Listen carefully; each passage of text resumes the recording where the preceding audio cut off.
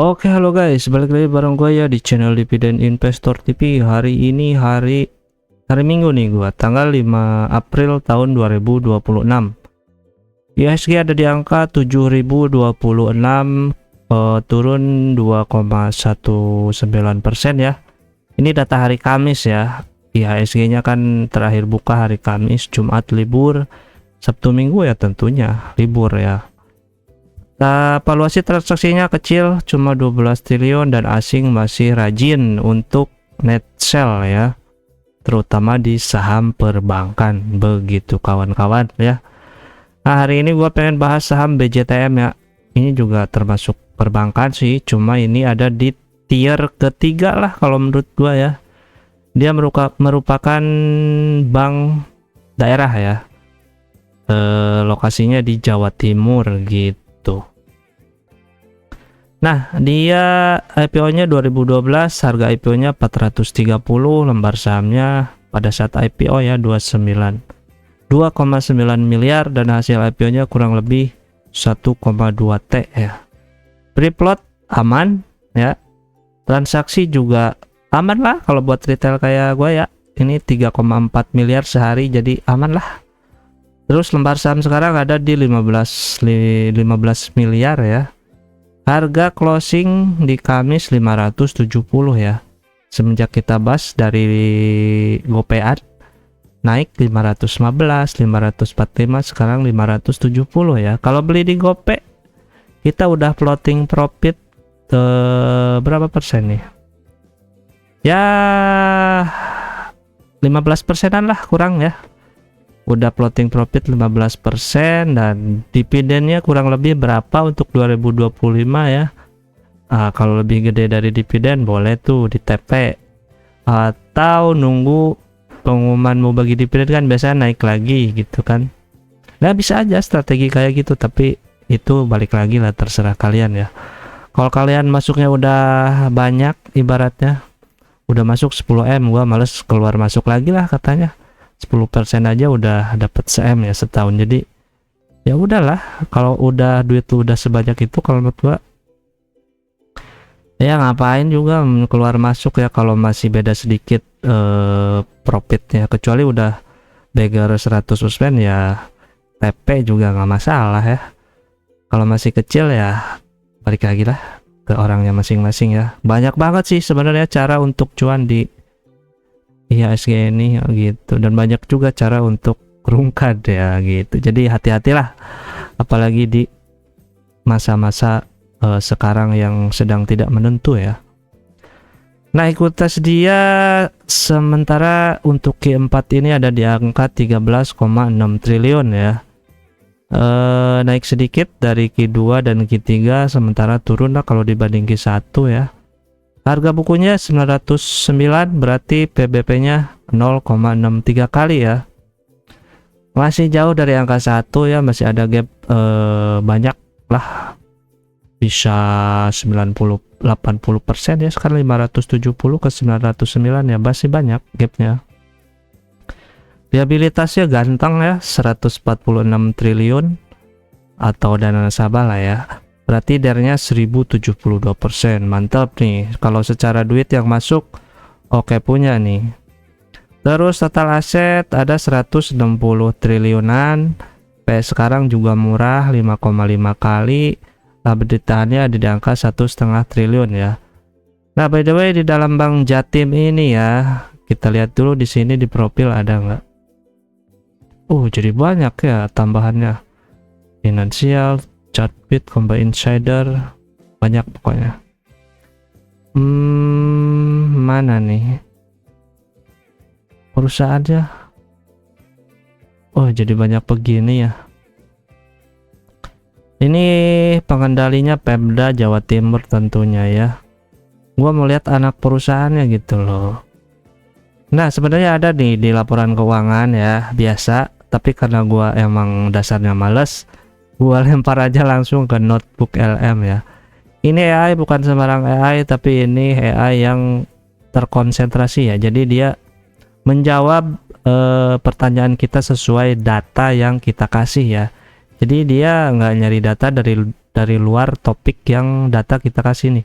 Misal kita kasih laporan keuangan nih ke si notebook LM, ya fokus dia di sini, dia nggak bakalan nyari di data-data online di Google gitu ya. Jadi jawabannya nggak bakal ngaco gitu, lebih terkonsentrasi ya. Jadi nggak bakal ngaco kayak kalau Gemini, ChatGPT kan kadang suka seenaknya mereka ya gitu. Kalau kita nggak lurusin ya bisa terjebak kita dengan info yang kurang valid ya.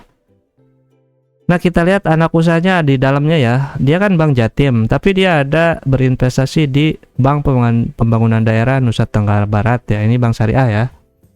Terus ada Bank Nusa Tenggara Timur, dia ada juga invest. Terus Sulawesi Tenggara, BSTR, dan BLAM, Bank Daerah Lampung ya. Bank daerah semua sih. Terus ada entitas asosiasi ya. Berarti ini ibaratnya dia bukan pengendali ya, minoritas di saham BEX ya. Ini listing juga nih BEX di IHSG ya. Ini kita lihat BEX. BEX itu Bank Pembangunan Daerah Banten ya. Lu tahu lah ya. Banten kan rajanya daerah yang ya terkenal dengan korupsinya yang gila ya. Mantap gitu korupsinya. Jadi kenapa si Bank Jatim masuk sini gua nggak tahu. Kalau pengen cari tahu ya kalian cari aja lah sendiri lah ya, tugas kalian. Kalau kalian tertarik, tapi kalau nggak tertarik dengan sahamnya ya nggak usah lah, nanti aja gitu. Nah, kalau dia misalnya jadi mayoritas sih harusnya dia bisa benerin si Bank Banten ya, harusnya ya, biar harganya nggak 29 nih gitu. Parah banget, udah 50 ya, lama bertapa selama 2 tahun makin jungsep 29 sekarang gitu. Terus secara NPL tadi gua udah tanyakan ya, biar kita nggak pusing nyari datanya gitu. Ya emang males sih. NPL nya mana? Nah, NPL bruto naik ya, secara NPL bruto naik dari 2024 NPL nya 3,09%, naik ke 3,42%. Nah, NPL itu apa? Not performing, belibet banget bahasa Inggris ya. Not performing loan ya, alias ya kredit macet lah ya gitu. NPL netonya harusnya sih yang bagus tuh di bawah 1 ya kalau gue nggak salah ya. Tapi dia ada di 1,33, naik ke 1,47% ya. Harus lebih disiplin lah gitu. Jumlah NPL secara nominal ada di 3,77 triliun ya untuk tahun 2025, naik dari 2,3 triliun ya dibanding 2024 gitu. Terus indikator lainnya, pendapatan bunga syariah tumbuh ya 10,2 triliun dari 8 triliun. Ketahanan modal, rasio kewajiban penyediaan modal minimum sangat kuat di angka naik dari 24% ke 29%. Terus karena ini nih, gue sih sebenarnya taunya ya di atas 20 berapa persen gitu pajak perusahaan TBK ya, tapi karena dia pemegang masyarakat 40%, jadi ada diskon pajak ya, pajak penghasilan dia tuh jadinya 19% ya gitu. Terus apalagi,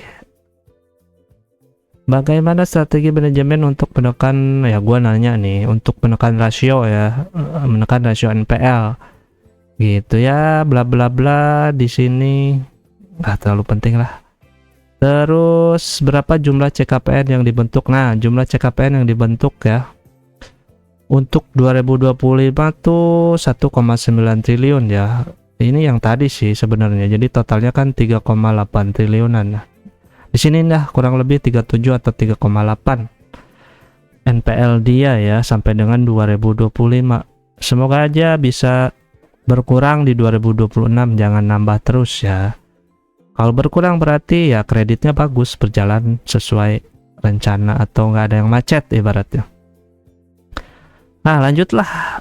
Kalian bisa cari sendiri sih, gampang sih menggunakan AI ini ya. Untuk revenue-nya dia paling gede Q4 dapat 2,7 triliun, gross profit juga gede banget ya, 2 triliun 72%, gila. Net profitnya 485 M atau 17% ya. Ya rata-rata mungkin 15%-an lah. IPS-nya Q4 paling gede ya, 32 triliun secara anualis. Total 2025 102 perak ya. Begitu BJTM. Secara revenue untuk tahunan gimana nih? Sebenarnya bertumbuh ya dibanding Big Bang ya. Big Bang kan kalau BCA sih tumbuh ya. BRI, BNI, BMRI kan kalau gua nggak salah turun ya.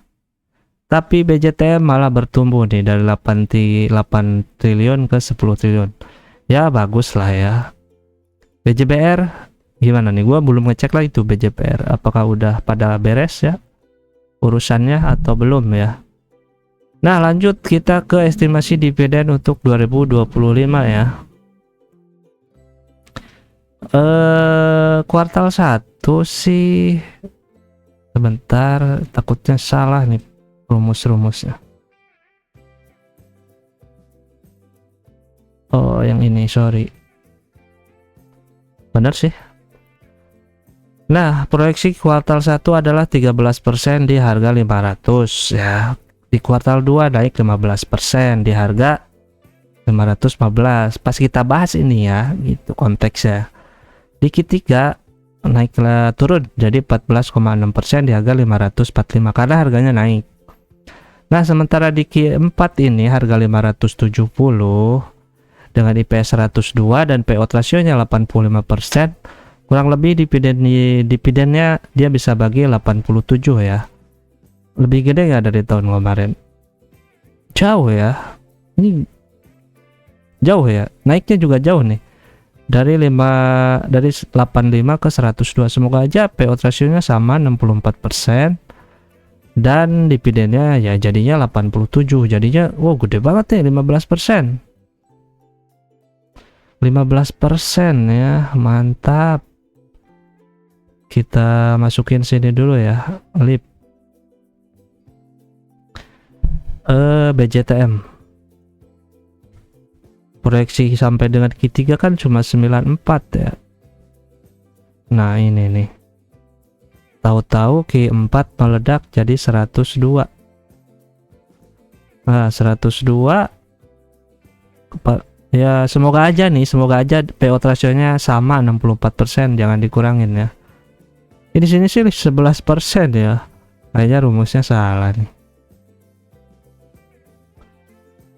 Ih bener 570 87 BJTM 102 jadinya 65. Nggak, mana yang salah nih? Oh salah payout rasionya, sorry.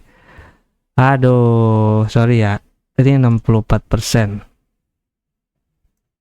Udah seneng 15%, ternyata coba 11,5% ya. Sorry gua ralat ya, bukan 15%, 11,5% nih, ini benar nih. Berarti harga terbaik untuk entry-nya sih sebenarnya harga wajarnya di 653, berarti sekarang masih di bawah harganya ya, 570 tuh masih ya manis-manisnya lah untuk masuk gitu.